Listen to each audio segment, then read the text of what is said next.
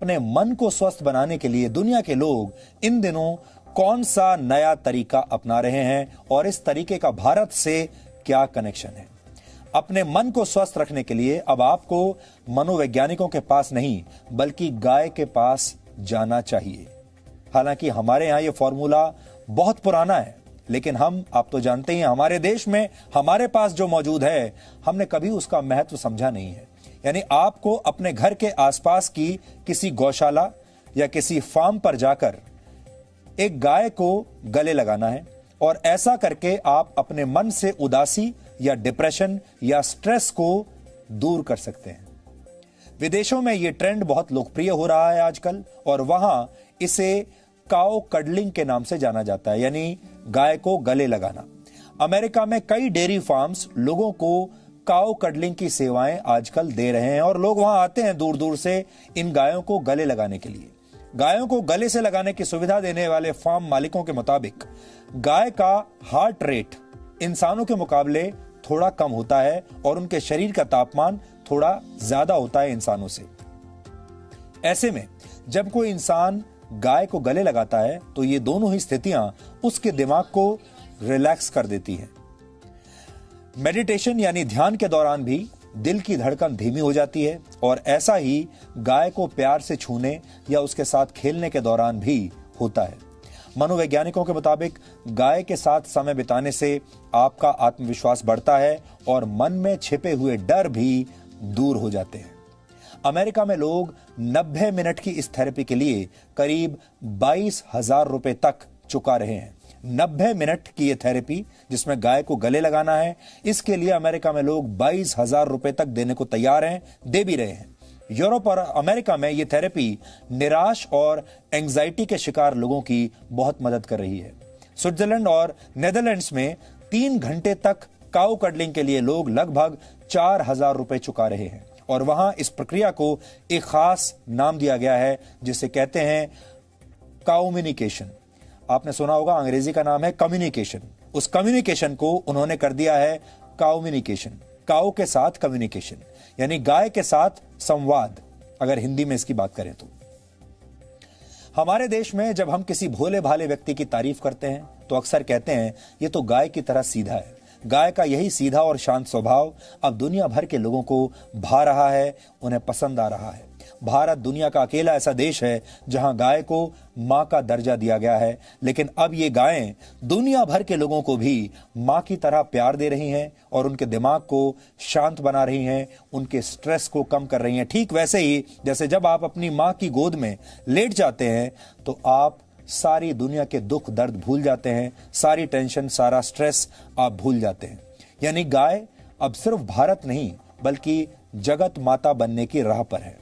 हमने गाय की इन ममता भरी तस्वीरों के आधार पर आज आपके लिए एक बहुत ही स्पेशल रिपोर्ट बहुत प्यार से तैयार की है जो आज आपका दिन बना देगी। इसे देखकर आपको भी गाय के साथ समय बिताने और अपने जीवन से नकारात्मक विचारों को दूर करने में बहुत मदद मिलेगी। आप चाहें तो इस वीकेंड पर खुद काउ कडलिंग का एक रियलिटी चेक कर सकते हैं, खुद करके आप देख लीजिए।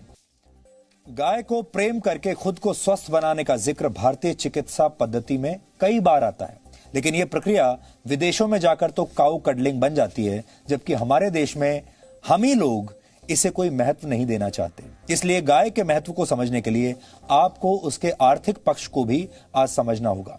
आप इसे काउनोमिक्स यानी गाय का अर्थशास्त्र भी कह सकते हैं। वर्ष 2012 में किए गए लाइव स्टॉक सेंसस के मुताबिक भारत में कृषि के लिए इस्तेमाल होने वाले जानवरों की संख्या लगभग 51 करोड़ थी और इनमें से 11 करोड़ गाय हैं। भारत दूध का उत्पादन करने वाला दुनिया का सबसे बड़ा देश है। एक अनुमान के मुताबिक भारत में दूध का उद्योग 6 लाख करोड़ रुपए से भी ज्यादा का है। इसलिए आर्थिक नजरिए से गाय को सबसे फायदेमंद पशुओं में से एक माना गया है। गाय का दूध ही नहीं बल्कि उसका गोबर और गौमूत्र भी आर्थिक तरक्की के दरवाजे किसी के लिए भी खोल सकता है। गायों से हर वर्ष 10 करोड़ टन गोबर हासिल होता है जिसका इस्तेमाल ईंधन के तौर पर किया जाता है। इसकी कीमत 5,000 करोड़ रुपए आंकी गई है। ईंधन के तौर पर गोबर का इस्तेमाल करने से हर वर्ष 5 करोड़ टन लकड़ी की बचत होती है। रासायनिक खाद के मुकाबले गोबर से बनी प्राकृतिक खाद खेतों के लिए बेहतर होती है और इससे फसल भी अच्छी होती है। अर्थशास्त्र के बाद अब गाय के समाज शास्त्र को भी समझिए। ऋग्वेद में गाय को देवी की संज्ञा दी गई है। वैदिक शास्त्रों में किसी भी जानवर के मुकाबले गाय का जिक्र सबसे ज्यादा बार आता है।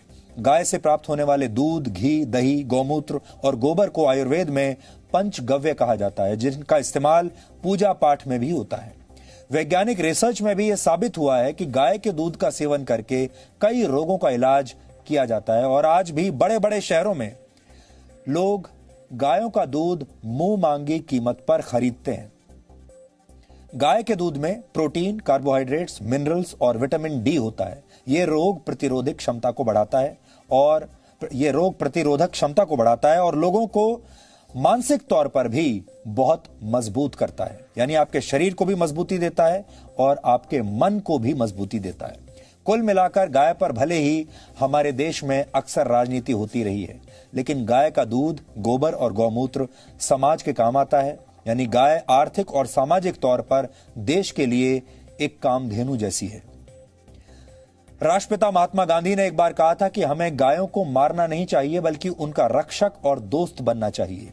गांधी जी ये भी मानते थे कि गौ रक्षा हिंदू धर्म की तरफ से विश्व को दिया गया सबसे बड़ा तोहफा है। और बाल गंगाधर तिलक ने तो एक बार यहां तक कहा था कि जरूरत पड़े तो उन्हें मार दें, लेकिन गायों को छोड़ दिया जाए। यानी गायों के लिए वो अपनी खुद की जान देने के लिए भी तैयार थे।